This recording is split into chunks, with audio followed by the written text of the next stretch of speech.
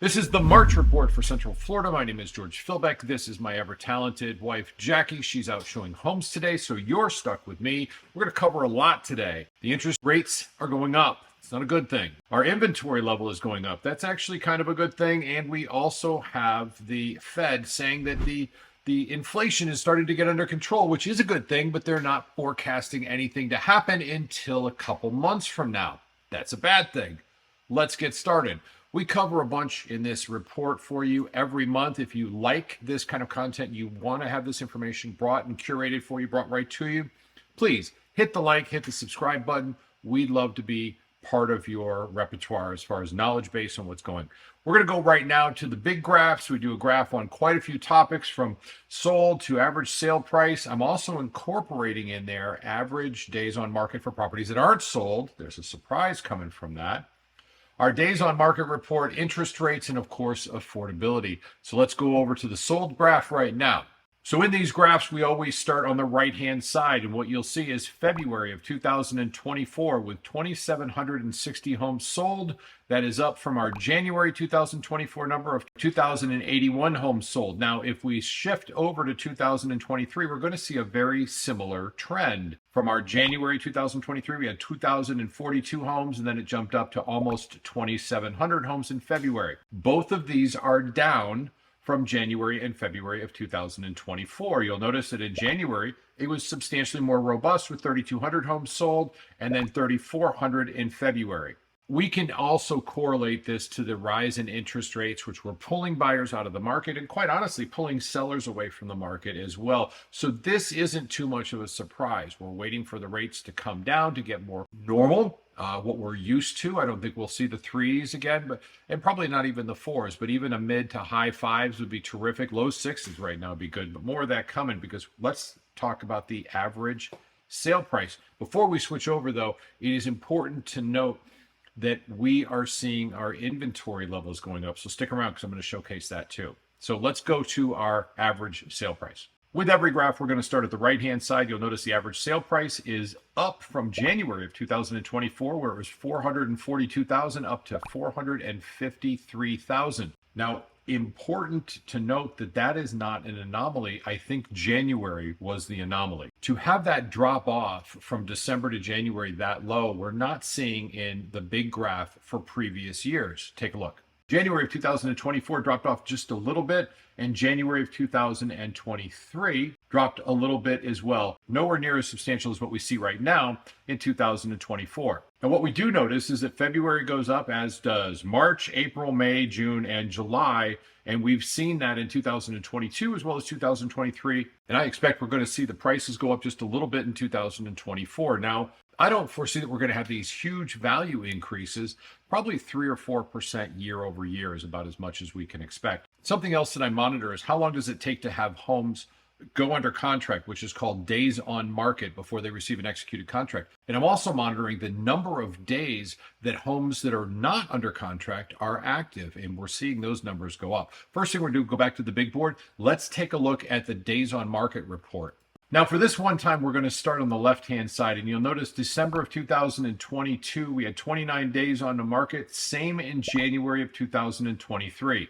You'll also notice that in 2023, January, our days on market spiked up a little bit and then started coming back down when we get into the buying season.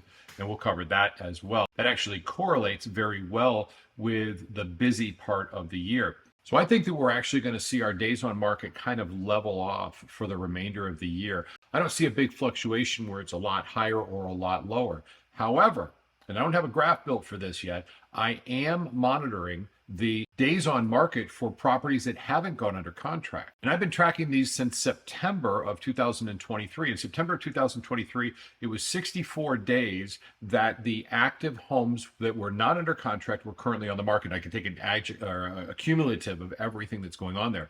It then went up to 66 days in November, 87 days in December, and February we're now up to 91 days with the active homes are on the market for an average of 91 days. That means that nobody's made an offer on these properties. It's been accepted. Now, remember, our days on market that have actually closed is only 52 days. So if a home is priced properly, you can expect it'll go under contract relatively quickly. Homes that are a little bit overpriced, where they said, let's feel the market out kind of thing, you're going to see that those don't. In fact, what to do in the pricing strategies is the video we're going to play at the end of this one. So stick around. You'll see that. It's part of our seller series, and we have a whole series built just to help you as the seller know each step of the process. You can see that in one of our playlists, which is in our channel as well. And we'll drop a link in the comments down below. This is one more report I thought it would be important to show you. In the housing market, just saw its biggest inventory spike in 3 years. This is what I was just talking about with the number of active homes that are currently on the market.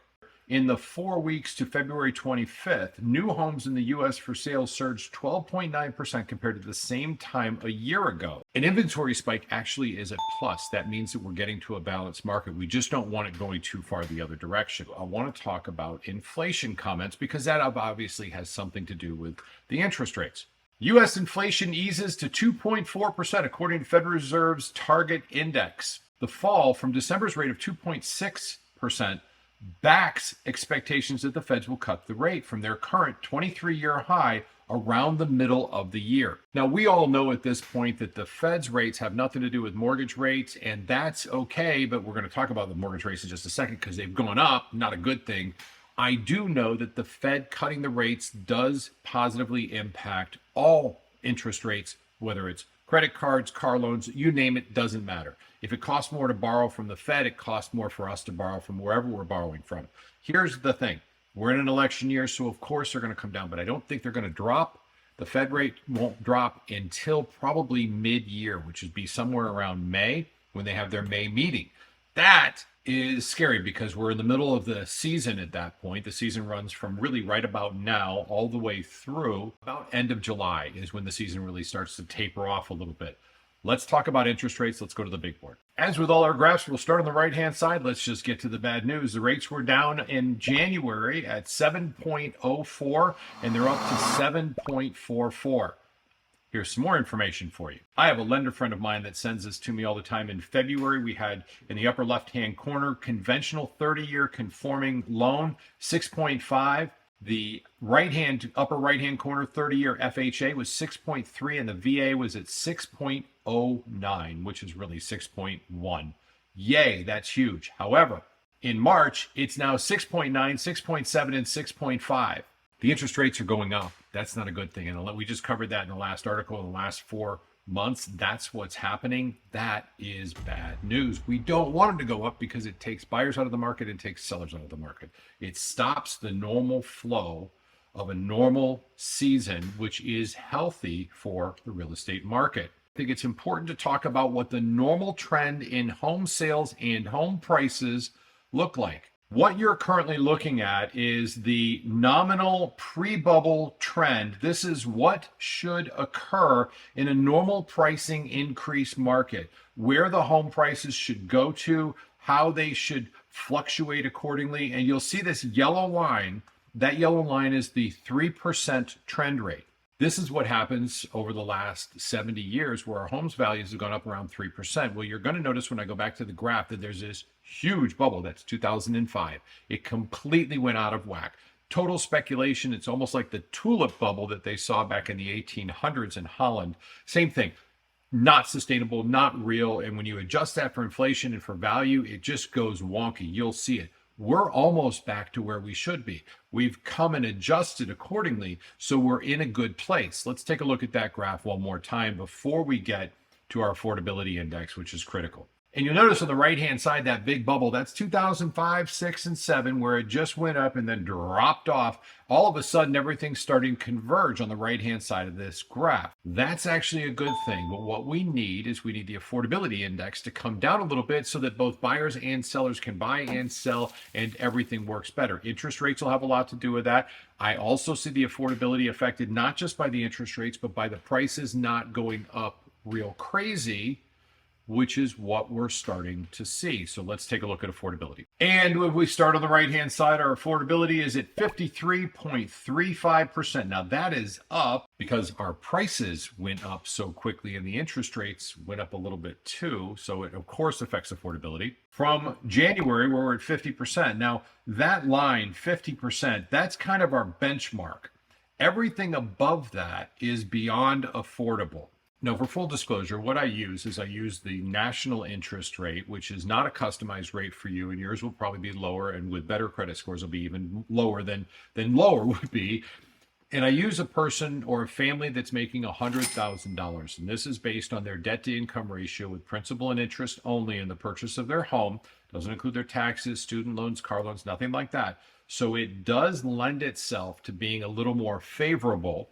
However, your personal debt to income ratio, your personal affordability index can be affected by making more as a family, by having less debt, by prices and interest rates going down. Prices staying the same, interest rates going down will do it.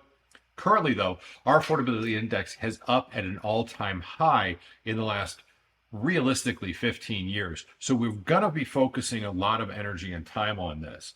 When it's above 50, most people can't buy a home. And you're going to see that this is above 50. It's really been above 50 for almost a year at this point, because truth be told, February of 2023 was at 49.5. Okay. Everything else has been above 50. This isn't healthy. This is not good. I think, here's a summary. I think that we're going to see a kind of challenging market for the next really 6 months, well, 5 months or so. I think the interest rates will start to come down again. They've gone up unannounced.